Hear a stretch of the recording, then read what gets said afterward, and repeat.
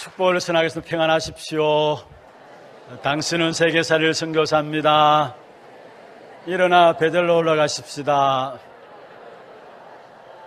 왜 우리 앞에 앉은 렘넌트들은 가만히 앉아 있어요?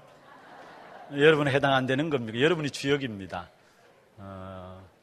오늘 이 한날 또 예배하는 가운데 진짜 주님이 나와 함께 동행함이 참된 기쁨이 됨을 확인하고 누리는 최고의 예배가 되기를 주의 이름으로 축원합니다. 어느 분이 새벽에 산에 등산 운동을 가셨어요. 그런데 산에 이제 올라가지고 쭉 걷고 있는데 앞에 보니까 뭐가 흐릿하게 움직이는 것이 보여요. 그래, 저게 뭘까 싶어서 자세히 살펴보니까 멧돼지예요. 겁이 덜컥 난 거예요. 저 어떻게 하지? 도망갈 수도 없고 나무 뒤에 숨으려니까 그렇고.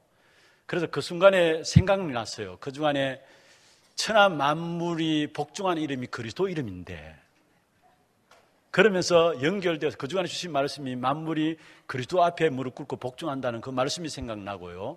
그러면서 생각나는 말씀이 누가복음 8장에 보면은 그라사인 지방에 군대 귀신 들린 자가 예수님께서 그 군대 귀신 자에게 귀신을 떠나보내잖아요. 그때 그 귀신들이 어디에 들어갔습니까? 돼지떼에 들어가가지고, 그래서 결국은 비탈기로 내려가서 하수에 몰살하는 이런 부분들이 나오는데, 그 부분의 말씀이 딱 생각나가지고, 그렇다면은 내가 그리스도 그 이름 선포해야 되겠다. 그래서 멧돼지를 향해서 나사렛 예수 그리스도의 이름으로 명하노니 선언했어요. 그런데 이 멧돼지가 흐르륵 하면서 사라진 거예요. 여러분, 요즘 그 멧돼지들이 이렇게 동네로 내려오고 이런 것들을 많이 보고요. 또 그래서 곡식들도 해하게 되고 이런 것들을 많이 보는데, 사실 우리가 멧돼지 이런 것들을 만나면 두려움이 들잖아요. 그런데 그 두려움 속에서도 사실 그 멧돼지를 물려가게 할 수 있는 길이 있답니다. 그게 뭐냐면은 우리가 크게, 우리의 몸집이 크게 보이도록 하면은 멧돼지가 오히려 겁을 먹고 도망간다는 거예요. 그래서 혹이나 우상 같은 것들이 있다면은 우상을 펼쳐가지고 덩치가 크게 보이면은 오히려 멧돼지가 두려워가지고 도망간다라는 사실이에요. 오늘 사실 멧돼지가 두려움 가운데 빠진다, 그걸 이야기하는 것이 아니고 우리의 인생이 두려움을 맞이할 때가 있습니다. 사실은 안 그런 척하고 있을 뿐이지, 우리가 문제를 당하고 어려움을 당하고 특별히 우리보다 더 큰 일들을 당하면은 우리도 모르게 두려움에 빠질 수가 있어요. 그런데 오늘 창세기 26장은 진정한 복이 무엇인가를 설명하면서 진짜 두려워할 자를 두려워하게 되면은 참된 진짜 복을 받게 된다는 사실을 말씀하고 있는 것이 창세기 26장입니다. 오늘 전체를 다 읽어야 됩니다만은 시간이 그렇게 많이 허락하지 않고 있기 때문에 한 부분만을 읽었습니다만은 오늘 전체를 배경으로 여러분 말씀을 좀 생각하시고요. 진짜 하나님 주신 복이 무엇인가 오늘 본문을 통해서 발견하고, 또 우리가 정말 두려워해야 될 부분들이 무엇인가를 발견할 수 있어야 됩니다. 성경에 보면은 정말 우리가 우리의 영혼도 죽이는 하나님을 두려워하라, 그렇게 말씀하고 있는데, 육신만 죽이는 것이 아니라 영혼까지 죽이는 하나님을 두려워하라, 그렇게 말씀하고 있는데, 진짜 하나님을 두려워하게 되면은 참된 하나님의 복을 받게 되는데, 진짜 참된 복이 무엇인가를 오늘 26장을 통해서 설명하고 있는 것입니다. 오늘 이 한날 예배하는 가운데 이 말씀을 언약으로 붙잡고 참된 복이 여러분 개개인에게 시작되어지는 그런 축복된 응답이 있기를 주의 이름으로 축원합니다. 그럼 우리가 진짜 하나님 주신 응답을 누리기 위해서는 먼저 각인된 세상의 것이 우리 안에 있습니다. 각인된 세상의 것이 우리 안에 있습니다.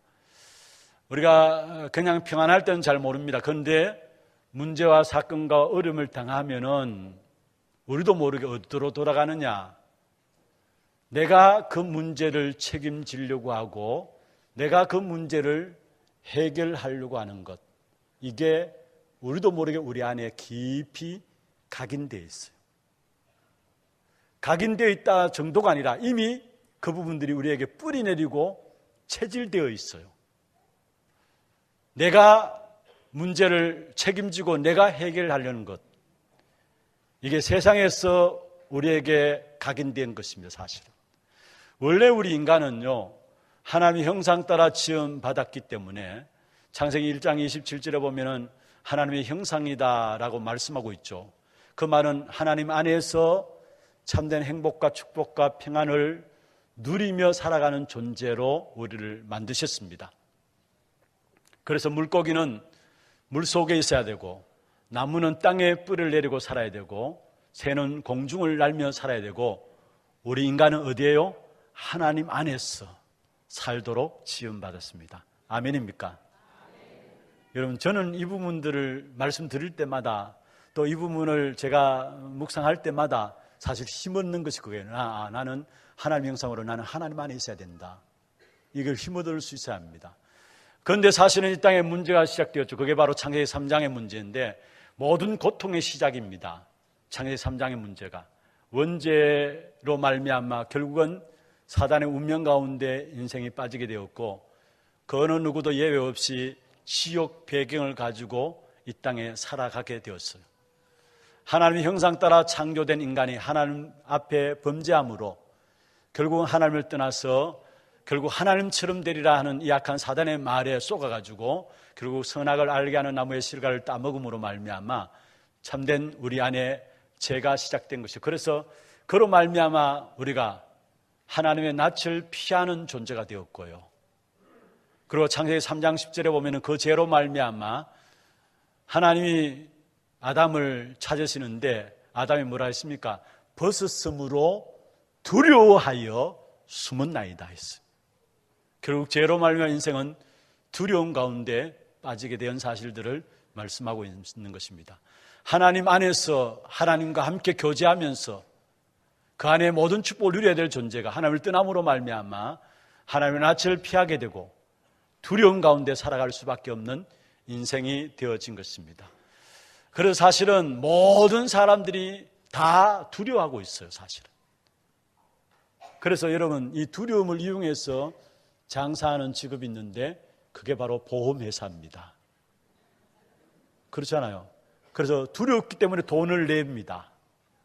그리고 돈 내는 그 돈 가지고 결국 보험회사는 장사하고 건물을 짓고 그렇게 해요. 모든 인생은 죄로 말미암아 두려움 가운데 빠졌는데 특별히 그 죄는 바로 하나님을 떠난 죄입니다. 하나님을 떠났기 때문에 사실은 네가 하나님처럼 되리라 이 말씀처럼 내가 하나님의 자리에 앉아 있어요.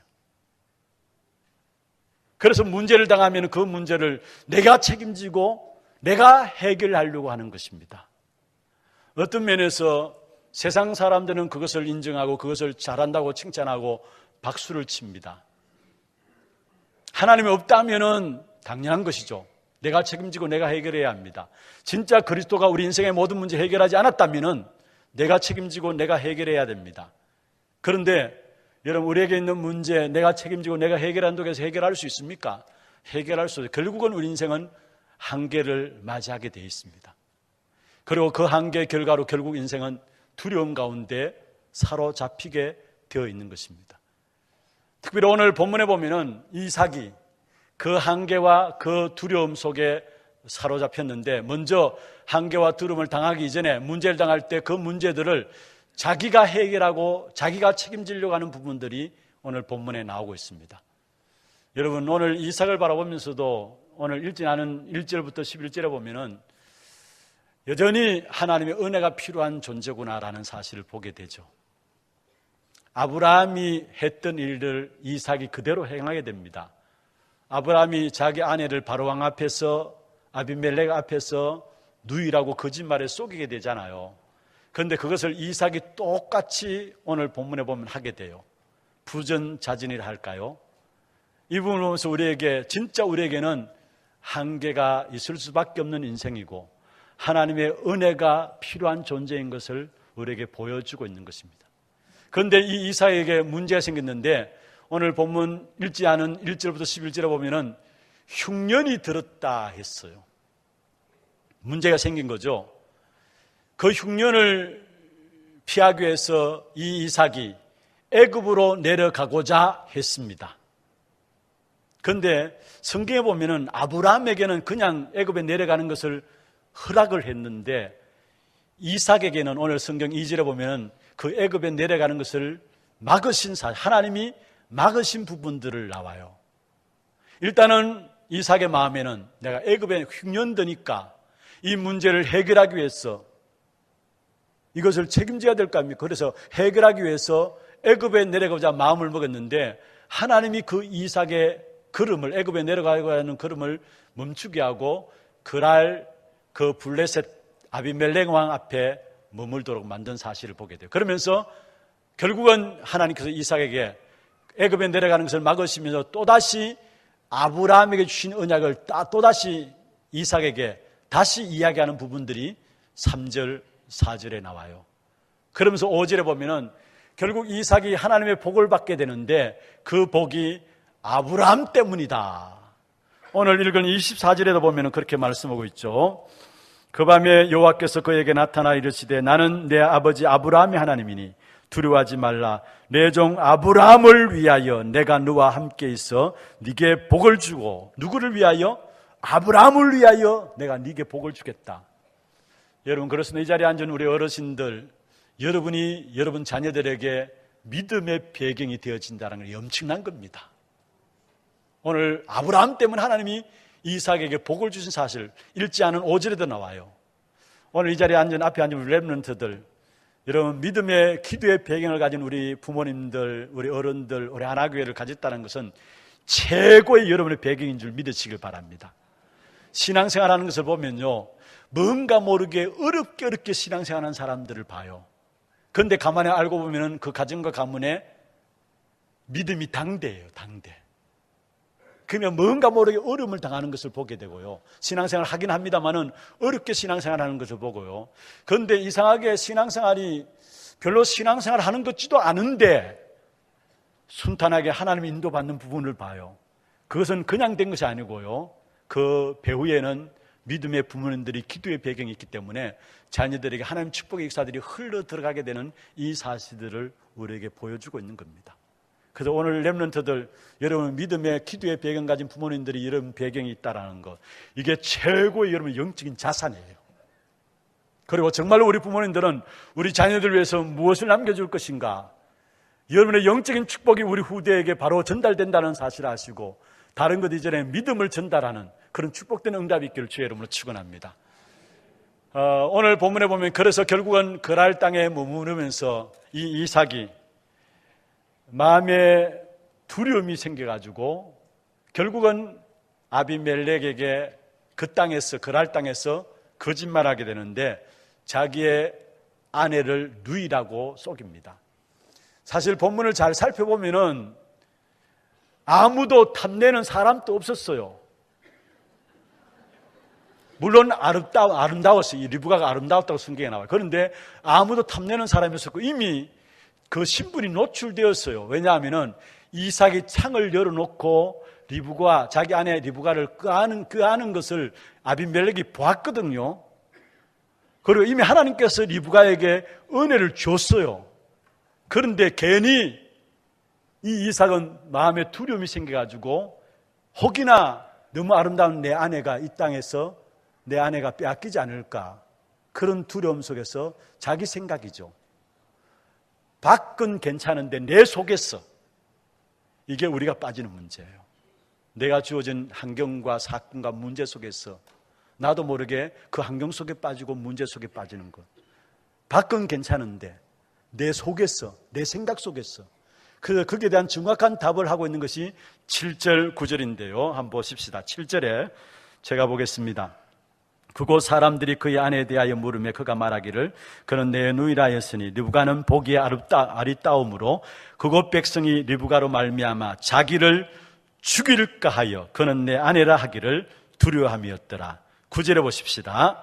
같이 한번 읽어보십시다. 9절에 시작. 이에 아비멜렉이 이삭을 불러 이르되 그가 분명히 내 아내건을 어찌 내 누이라 하였느냐. 이삭이 그에게 대답하되 내 생각에 그로 말미암아 내가 죽게 될까 두려워함이로라. 오늘 이삭의 말을 보면 우리에게 익숙해져 있는 말들 아닙니까? 내 생각에 내가 죽을까 하여 두려워하였나이다. 내 생각에 내가 죽을까 하여 무엇을 말하고 있습니까? 우리가 쉽게 하는 말들 아닙니까? 내 생각에, 내 생각에. 여러분, 나도 모르게 되어진 나, 창세기 3장과 6장과 11장이죠. 나도 모르게 내 중심으로 살아가게 돼 있어요. 나도 모르게 되어진 나 때문에. 그래서 내 중심으로 살아가요. 내 생각대로 살아가요. 여러분, 우리는 우리의 생각을 넘어서야 되는데 우리의 생각을 넘어서지 못 내 중심 때문에. 그래서 은혜 받지 못하면은 생각이 많아져요. 전혀 쓰잘데없는 생각들, 내 생각들. 은혜 받지 못한 사람들은 생각에 꼬리를 물고 그래 밤잠을 못 자잖아요. 그거 생각한다고요. 그게 무엇에 나오느냐? 내 생각에 내가 죽을까 하여. 자기에게 주어진 문제를 자기가 책임지고 자기가 해결해야 되니까 생각이 많은 거예요. 그런데 그 배경은 결국은 뭡니까? 사단인 겁니다. 그 배경은 사단인 거예요. 그런데 이삭뿐만 아니라 오늘 우리에게 많은 경우 우리에게 있는 문제인 것을 우리에게 보여주고 있는 것입니다. 그래도 결국은 이삭이 실수해서 자기 아내를 루일하고 거짓말하게 되어지는 것을 보게 되죠. 여러분, 아브라함도 바로왕 앞과 아비멜렉 앞에 두려워해서 거짓말을 했고요. 오늘 본문의 이삭도 마찬가지고 야곱이 에서에게서 도망질 쳤습니다. 뭐 때문입니까? 두려워가지고. 또 이스라엘 백성들이 광야길을 40년 가는 동안에 그들의 특징이 뭐냐? 두려움에 사로잡혔어요. 그래서 오늘 본문을 통해서 결국은 광야 2세대들에게 하나님께서 모세를 통해서 주신 말씀은 두려워하지 말라는 거예요. 두려워하지 말라는 거. 여러분, 광야길 가는 이스라엘 백성들 결국 두려움에 사로잡힌 그 부분들 우리에게 뭐를 통해서 보여줍니까? 대표적으로 가데스 바네아에서 정탐꾼을, 가나안 땅을 위해서 정탐꾼을 보내죠. 그런데 그들이 돌아와서 보고한 내용은 두려움에 사로잡혀가지고 어떻게 보겠습니까? 우리가 스스로 메뚜기 같대이다. 그런데 그게 여호수아와 갈렙은, 여러분, 여호수아와 갈렙이 안 두려웠겠습니까? 그런데 여호수아와 갈렙도 사실은 두려움이 있었을 것입니다만, 그러나 하나님이 더 크게 보여진 겁니다. 하나님이 함께 하시는 사실이 더 크게 보여진 겁니다. 그러니까 여호수아와 갈렙은 뭐라 했습니까? 그들은 우리의 밥이다 이야기했어요. 여러분, 다니엘과 다니엘의 세 친구도 마찬가지입니다. 다니엘은 사자굴에 들어가는 위험을 당했고요. 다니엘의 세 친구는 풀물불 속에 들어가야 되는 그런 위기를 당했습니다. 사실 인간이기 때문에 두려울 수밖에 없는 것이죠. 그러나 다니엘과 그 다니엘의 세 친구는 사자굴에 집어넣는, 풀물불 가운데 집어넣는 왕보다도 진짜 무서워할 자를 제대로, 두려워할 자를 제대로 알았다라는 거. 여러분, 우리가 왜 환경과 사건과 문제 속에 두려워하느냐? 진짜 두려워할 자를 모르기 때문에, 진짜 두려워할 자를 두려워하지 않기 때문에 보이는 환경과 사건과 문제를 더 두려워하게 된다는 거. 성경에 보면 그렇게 말씀하고 있잖아요. 우리의 육신만 죽이는 게 아니라 영혼까지도 죽이는 그 하나님을 두려워하라 말씀했잖아요. 진짜 우리가 두려워할 자를 제대로 두려워하고 제대로 안다면은 세상의 것들을 두려워하지 않게 되는데, 두려워할 자를 모르니까 결국 세상의 것들이 두려움으로 닥쳐오는 겁니다. 여러분, 분명한 것은 그렇다면은 그 두려움 속에서 우리가 어떻게 이기느냐? 어떻게 이기느냐? 누구나에게 찾아오는 두려움입니다. 인생에겐 누구나 찾아오는 두려움입니다. 그 두려움을 어떻게 이기느냐? 고린도전서 2장 2절에서 5절에 보면은 바울이 중요한 고백을 하게 돼요. 그 배경은 바울이 고린도에서 예수 그리스도와 그의 십자가에 못 박히신 그 외에는 나는 알지 아니하기로 작정했다, 그렇게 이야기를 하고 있죠. 2절에 보면은. 그런데 3절에 보면은 이 바울이 심히 두려워하고 떨었다 했어요. 그 상황이 어떤 배경이었느냐? 여러분 잘 아시듯이 바울은 아덴에서 복음을 전하다가 고린도로 왔습니다. 그런데 아덴에서 어떤 면에서 바울이 생각하기에는 아덴에서 사역은 실패했다라고 생각하는 사역이었어요. 왜냐? 제자도 하나도 나오지 않았기 때문에. 그런데 거기에서 사역이 심히 두려워서 떨었다라는 거예요. 그러면서 뭐냐? 나는 예수 그리스도와 그의 십자가에 못 박힌 그 외에는 알지 않기로 작정했다. 무슨 말입니까? 그리스도만, 그래서 나는 그리스도만 붙잡겠다라는 거예요. 여러분, 여기에 우리의 두려움을 해결하는 비밀을 말씀하고 있습니다. 우리의 모든 것들이 그리스도께 집중되게 될 때에, 오직 그리스도 바라보게 될 때 우리의 두려움은 사라질 줄로 믿습니다. 왜냐? 그리스도께서는 저와 여러분 우리 인생의 모든 문제를 해결하시기 위해서 십자가에서 죽으시고 다 이루었다 선언하셨어요. 그 그리스도께서 하나님 만나는 길을 여셨고요, 그 그리스도께서 사단의 머리를 깨뜨리셨고요, 그 그리스도께서 우리의 모든 죄를 대속하시고 지금 성령으로 우리와 함께 하시는 것입니다.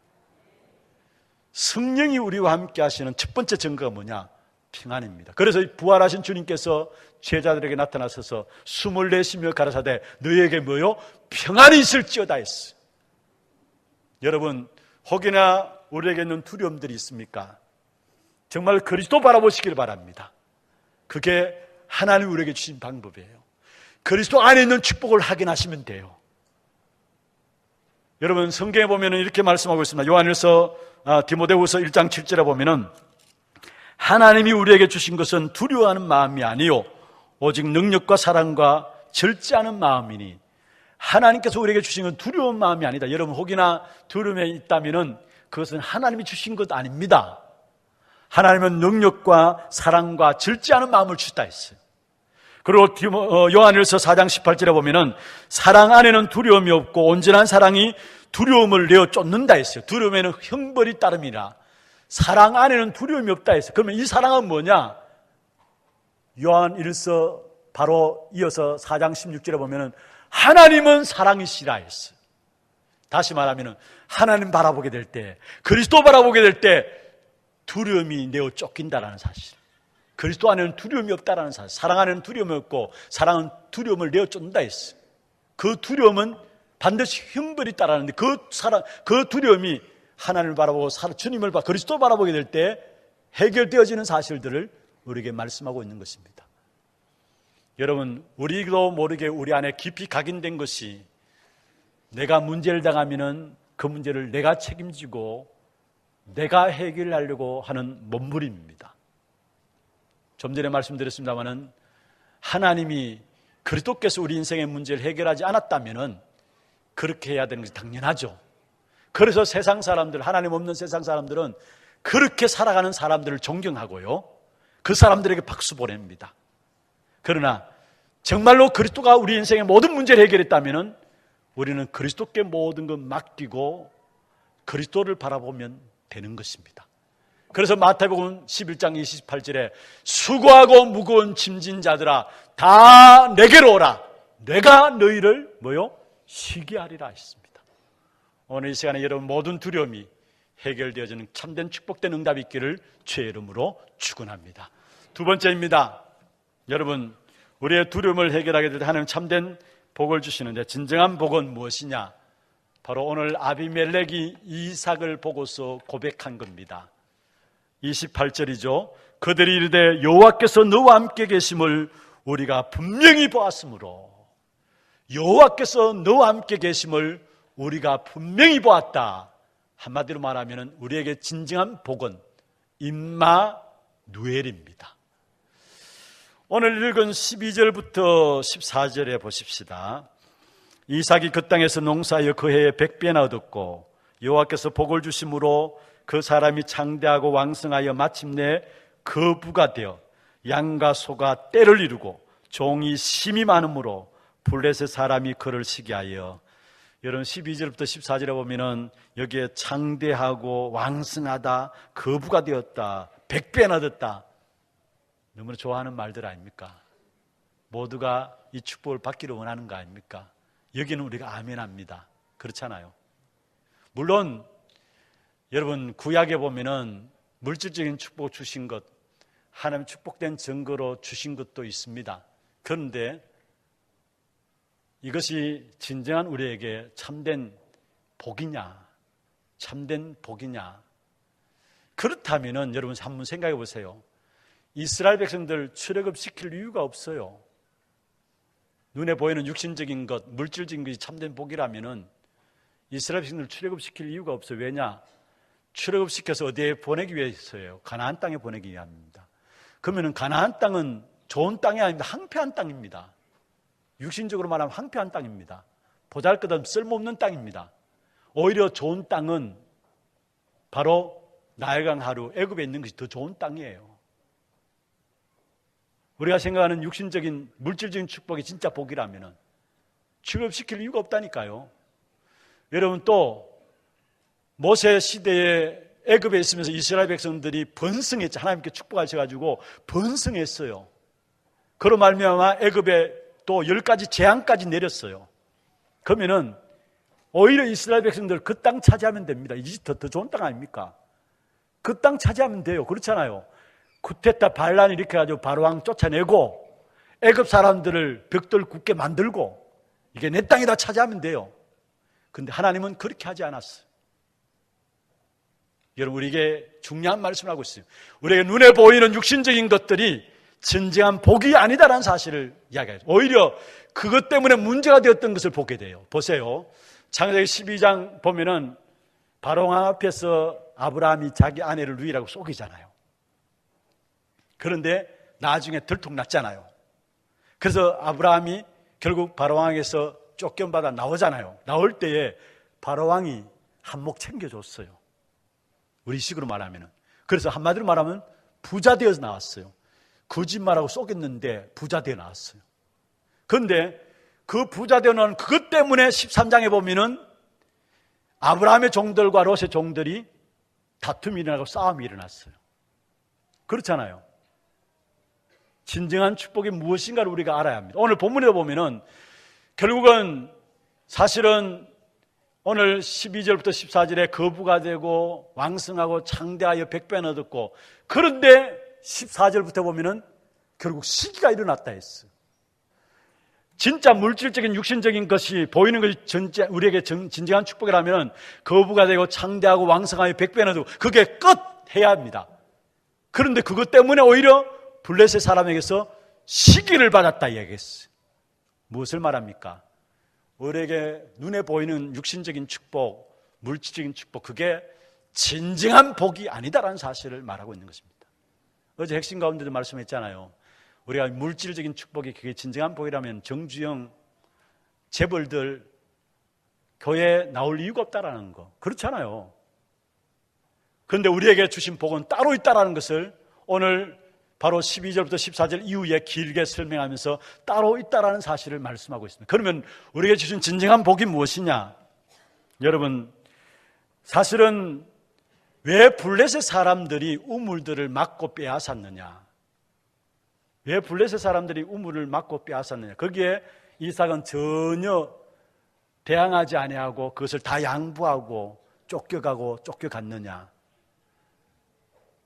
사실은 우리가 눈에 보이는 우물 같은 그런 축복이 다가 아니다라는 사실을. 여러분, 어떤 면에는 눈에 보이는 1차적인 축복이 다라면은 여러분 그것 때문에 망하잖아요. 그것 때문에 시험 들고 그것 때문에 고통당하잖아요. 오히려 물질 때문에, 건강 때문에 범죄하게 되고 실패하고 고통당하는데 그게 다가 아니라는 사실. 네가 바라보는 그 우물, 물론 우물은 중요하면 그 당시의 우물은요 자기 생명처럼 중요한 겁니다. 사막길을 가는 이스라엘 백성들에게 너무나 소중한 거예요. 그런데 하나님 주신 축복은 그 우물 정도가 아니라는 사실을 말하고 있어요. 눈에 보이는 그런 축복이 다가 아니라는 사실을 말하고 있어요. 네가 그 우물을 죽음을 놓고도 빼앗겨도 그게 전혀 아깝지 않은 다른 축복된 역사가 네게 기다리고 있다는 사실을 말하고 있는 거예요. 그리고 또 보면은 사실 이 이삭에게 100배나 축복하셨잖아요. 한 해 농사 지었는데 100배. 얼마나 대단한 겁니까? 그런데 사실 여러분 아셔야 될 것은 이삭은 농사 짓는 사람이 아닙니다. 그 전문은 유목민입니다. 그런데 농사 지었는데 한 해 100배나 얻었어요. 무슨 말입니까? 어떤 면에서 이삭은 그 당시에 블레셋 사람이 농사 짓는 것을 어깨너머로 보면서 배워가지고 농사 지었어요. 그런데 한 해 농사 100배나 지었어요. 무슨 말입냐? 하나님이 살아계시고 하나님 함께 하시는 비밀을 누릴 때 이 물질보다 더 큰 축복이 따로 있다는 사실을 이야기한 내용들입니다. 그럼 그 복이 뭐냐? 그 복이 뭐냐? 오늘 아비멜렉이 이삭에게서 와서 고백한 내용입니다. 바로 우리 너와 함께 하신 하나님을 우리가 분명히 보았으므로, 바로 임마누엘의 복입니다. 임마누엘, 하나님 나와 함께 하시고 나를 인도하시고 나의 모든 삶을 책임지고 지금 또 나의 모든 것들을 이끌어 가시는 그 임마누엘의 축복, 그게 우리에게 진정한 축복이라는 것은, 육신적인 그런 축복이 우리에게 진정한 축복이 아니라 영적인 축복, 임마누엘의 축복이 가장 귀중한 축복이라는 사실을 우리에게 말씀하고 있는 것들입니다. 이 아비멜렉이 이삭 앞에 와서 무릎 꿇었잖아요. 이걸 무엇을 말하는 줄 아십니까? 말씀의 언약에 대한 성취입니다. 오늘 읽지 않은 26장 4절에 보면 이렇게 말씀하고 있죠. 내 자손을 하늘의 별과 같이 번성하게 하며 이 모든 땅을 내 자손으로 주니니 내 자손으로 말미암아 천하 만민이 복을 받으리라. 이 말씀의 성취가 아비멜렉이 이삭 앞에 와가지고 손 내민 겁니다. 말씀의 성취야 이게. 너는 여호와께 복을 받은 자다. 여호와께서 너와 함께 하심을 우리가 분명히 보았다. 이것은요, 이 26장 4절에 나오는 이 말씀이 그대로 성취된 겁니다. 이걸 거슬러 올라가면은 창세기 12장 1절에서 3절에 나오는 것은 이미 아브라함이 주신 약속이었죠. 너무나 중요한 말씀, 잘 알고 있는 말씀인데 한번 읽어보십시다. 창세기 12장 한번 보십시다. 1절에서 3절요. 같이 한번 읽어보십시다. 여호와께서 아브라함에게 이르시되 너는 너의 고향과 친척과 아버지의 집을 떠나 내가 내게 보여줄 땅으로 가라. 내가 너로 큰 민족을 이루고 내게 복을 주어 내 이름을 창대하게 하리니 너는 복이 될지라. 너를 축복하는 자에게는 내가 복을 내리고 너를 저주하는 자에게는 내가 저주하리니 땅의 모든 족속이 너로 말미암아 복을 얻을 것이라 하신지라. 할렐루야. 땅의 모든 족속이 너로 말미암아 복을 얻을 것이라. 이미 아브라함에게 주어진 그 언약이 이삭을 통해서 주어졌고 그 언약이 그대로 성취된 것이 아비멜렉 불신자 왕인 블레셋 왕인 아비멜렉이 와서 이삭 앞에 너는 여호와께 복을 받은 자다. 여호와께서 너와 함께 하심을 우리가 분명히 보았다. 이 말씀의 성취가 바로 여기서 일어난 겁니다. 여러분, 여기에 천하 만민이 내 자손으로 말미암아 복을 얻겠다는 말이 무슨 말입니까? 결국은 여러분, 우리 자신들이 임마누엘의 그 축복을 누리고 그 축복이 드러나서 모든 인생들이 예수 그리스도 그 이름 앞에 무릎 꿇게 되어지는 사실들을 말씀하고 있습니다. 예수 그리스도가 임마누엘이라 썼습니다. 그게 바로 하나님이시죠. 바로 예수 그리스도께서 우리의 모든 문제를 해결하기 십자가에서 죽으시고 다시 살아나심으로 말미암아 우리의 구원자가 되셨습니다. 그리고 그 그리스도 앞에 결국은 모든 만민이 무릎 꿇게 되어 있는 것입니다. 그 축복된 임마누엘의 역사 드러나는 축복, 그게 우리에게 주신 진정한 복이라는 것입니다. 그래서 오늘 본문을 통해서 우리에게 주신 진짜 하나님 주신 복이 뭐냐? 내가 하나님과 함께 하신 사실을 누리는 임마누엘, 나와 함께 하시는 사실들이 나타나는 임마누엘 역사들이 드러나는 그 역사, 전도 선교죠. 그게 우리 인생에서 진짜 복이라는 사실이에요. 여러분, 그렇습니다. 하나님이 우리와 함께 하시는 그 임마누엘을 여러분 누리시고요, 우리의 생애를 통해서 하나님이 함께 하시는 그 임마누엘의 역사들이 드러나는 이 일에 우리가 쓰임 받는다면은 여러분 인생은 복받은 사람입니다. 그런 의미에서 우리 자신 한번 보세요. 정말로 내가 임마누엘의 축복을 누리고 있느냐? 그리고 나의 모든 삶을 통해서 이 임마누엘이 드러나는 전도 선교, 천하 만민이 그 이름 앞에 무릎 꿇는다 했는데 이 임마누엘 드러나는 전도 선교, 이 축복에 내가 쓰임 받고 있느냐? 그렇다면 나는 최고로 축복받은 사람입니다. 물론 이 임마누엘을 가지고 있을 때, 누리고 있을 때 어려움을 당할 수 있어요. 문제 없다 아닙니다. 어려움 없다 아닙니다. 어려움 당할 수 있습니다. 그러나 분명한 것은 임마누엘을 누리고 있으면 그 상황 속에서도 우리는 반드시 승리한다는 사실을 우리에게 보여주고 있어요. 여러분, 성경에 보면 그렇게 말씀하고 있죠. 요한복음 15장 18절에 보면은 18절 19절에 제가 읽겠습니다. 세상이 너희를 미워하면 너희보다 나를 미워한 줄로 알라. 너희가 세상에 속하였으면 세상이 자기를 사랑할 것이나 너희는 세상에 속한 자가 아니요 도리어 내가 너희를 세상에서 택하였기 때문에 세상이 너희를 어떻게 해요? 미워하리라. 꼭 기억하세요. 내가 임마누엘 축복을 갖고 있어도 어려움 올 수 있다라는 거. 세상이 너희를 미워한다 했어요. 로마서 8장 17절 18절에도 말씀하고 있습니다. 자녀이면 또한 상속자 곧 하나님의 상속자요 그리스도와 함께한 상속자니 우리가 그와 함께 영광을 받기 위하여 고난도 함께 받아야 할 것이니라. 분명히 믿는 자에게 뭐가 있다고요? 고난도 함께 있다 했습니다. 그러나 분명한 것은 그 다음에 나오는 말씀입니다. 생각하건대 현재의 고난은 장차 우리에게 나타날 영광과 비교할 수 없도다. 할렐루야. 어려움과 고난, 실패와 좌절이 있을 수 있습니다만은 그 속에 우리는 기어코 승리한다는 사실을 말씀하고 있어요. 여러분, 이삭이 거부가 되었을 때 아비멜렉이 와가지고 네가 복받은 자다 그렇게 말한 것이 아니에요.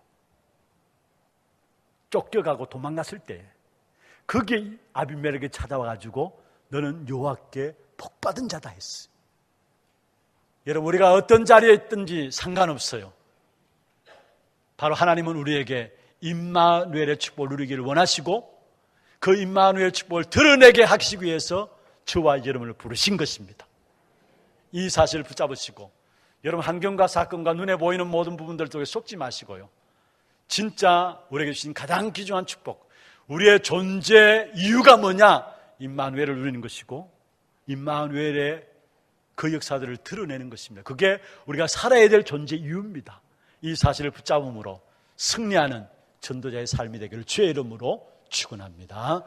전능하신 하나님 아버지, 감사합니다. 우리에게 내 중심된 나의 문제를 내가 책임지고 내가 해결해야 된다는 그 모든 염려, 그 모든 두려움들을 내려놓게 하시고 우리의 모든 문제 해결하신 그리스도를 바라보는 귀한 축복이 있도록 도와주옵시며 그리스도로 말미암아 참된 임마누엘의 축복을 누리고 임마누엘의 축복의 역사들을 드러내는 증인의 삶이 될 수 있도록 우리의 생애를 축복하여 주옵소서. 살아계신 우리 구주 예수 그리스도의 이름으로 감사하며 기도드리옵나이다.